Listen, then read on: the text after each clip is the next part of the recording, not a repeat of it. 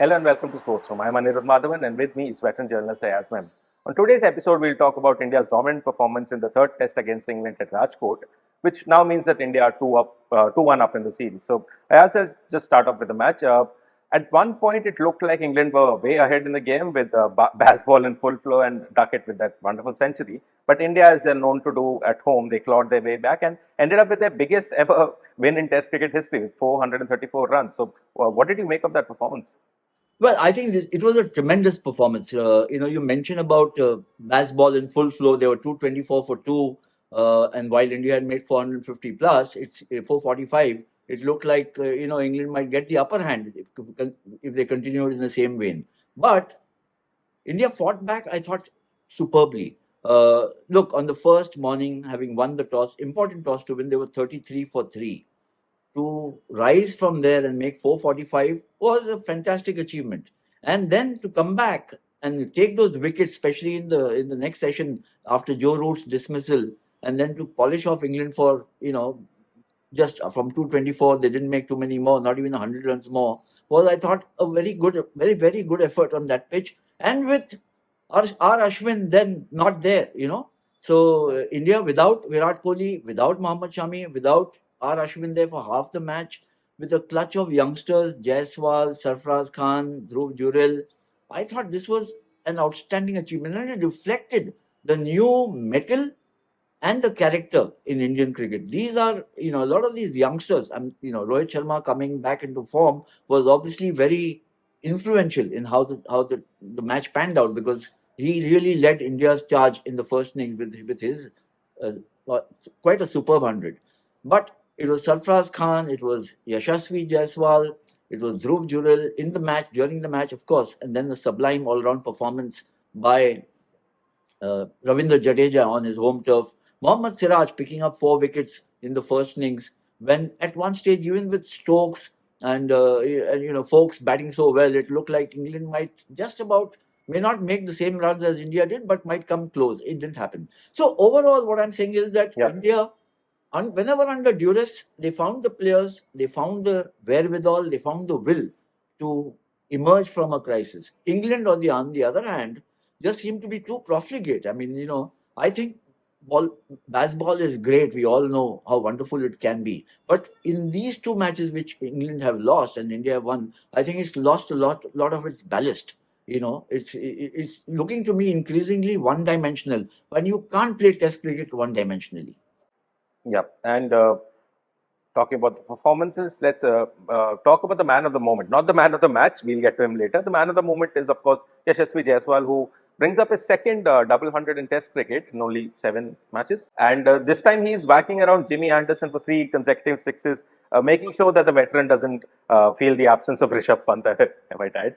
Uh, but what did you make of his approach? And Ben Duckett interestingly said that some of the credit should go to Bazball for Yashasvi's approach. So, do you agree with that?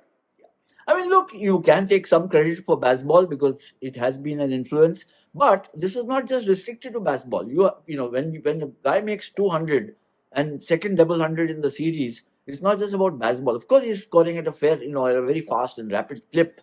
He's making runs freely. He's scoring runs freely. But he's also playing that long innings, and he's playing decisive innings. He's playing match-winning knocks. And ultimately, that is what matters. What I really like about Yashasvi Jaiswal is that he's very confident, but he's not cocky. He's had some problems against Jimmy Anderson in the previous match. He's come back strongly. He's gone and ironed out those problems and come and taken Jimmy Anderson apart.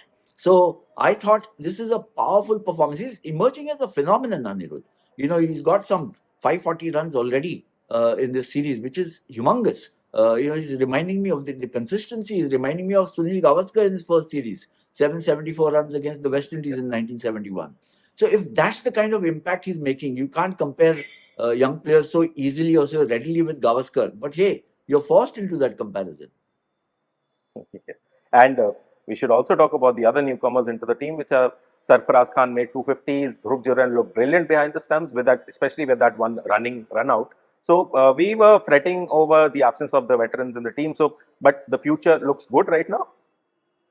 It looks very good. Sarfaraz, two really good half centuries. The first innings half century was scintillating. The way he went about dominating the English bowlers from the very word go. And it's been long overdue a test cap for him. So he's come and taken that very strongly. He's got the ability. As I told you, he's a perky young fellow and a little impish, a bit like Javed Miadat. Now, those are again mighty boots to fill, mighty reputation to match up to. But if he continues in this vein, who knows where he will land up. But as I mentioned, these young players are showing run hunger, they're showing mettle. I'm including Gill in that, I'm including Jurel, who actually played a very good knock and kept wickets quite superbly. And remember, he was also under pressure. There is a surfeit of wicketkeeper batsmen in India. For him to make an immediate impact was so important, and he's done that. Yeah. And we, of course, spoke about Ashwin in our last episode about his 500th wicket. But we should now talk about his spin partner, Ravindra Jadeja, of course, who coming back into the team after a small injury. He not only picked up a fifer, he also got 100. So, what I'm asking is, if you have to create a world 11 right now for the test players, Jadeja would be right up there, one of the first names on your team sheet, right? Most certainly. I mean, he's clearly the best left-arm spinner in the world, but he's not just that. He's also a terrific batsman. Now he's batting higher and higher up in the order. He batted number 5. He's a brilliant, outstanding fielder, needed be said at all. So he would automatically, I think, figure in most people's world 11 or international 11 as of now, not just the India 11, an international 11. I think that you can't keep Jadeja out. So look at what India's got. India's got the best off spinner in the world. India's got the best left-arm spin in the world. Both are all-rounders. Jadeja, batting-wise, a notch higher, and fielding-wise, maybe several notches higher. Then India have got Jasprit Bumrah, Mohammad Shami not playing, Mohammad Siraj filling in quite superbly.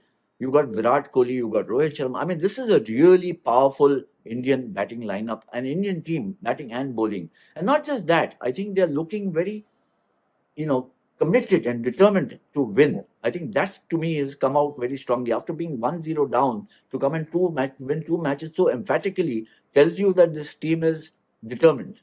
Yep.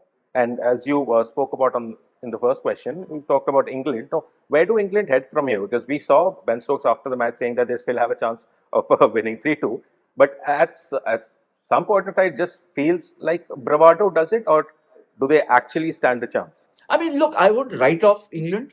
Technically, yes, 3-2, but it looks more and more difficult. I think England need to rethink a bit, especially Joe Root. He's been just completely short of runs, and that's affected the team badly. So too, Ben Stokes, beyond the 30s and 40s, got 1 half century. But these two guys need to really provide the runs, the big runs, and the leadership through runs to say you can. And, at the end of the day, I don't think Bazball means that you just play to win and doesn't matter if you lose. There are times when you can defend and draw a match, but for that you have to adapt your approach. You have to change your approach. That's what I mentioned earlier. That if Bazball is just unidimensional, then it is not. It doesn't seem as exciting as Test cricket.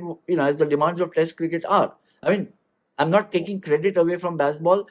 14 out of 21 matches they've won, which is a really high percentage. But a lot of them have come in England. And when this was the test, the 2 biggest tests are against Australia and against India and India. And they seem to be struggling a bit now. So unless they come back very strongly in the 4th test, well, it could mean that England's fortunes may go as they have done in the past. In the last 2 series, they lost 3-1 and 4-1.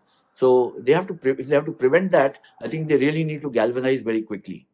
And what we do know about this Stokes McCullum partnership is that they will fight, and we will keep you posted about that. We will have a preview of the next match, which is just 3 days away. So that's it for this episode of Sports Room. We'll see you next week. Thank you. Bye bye.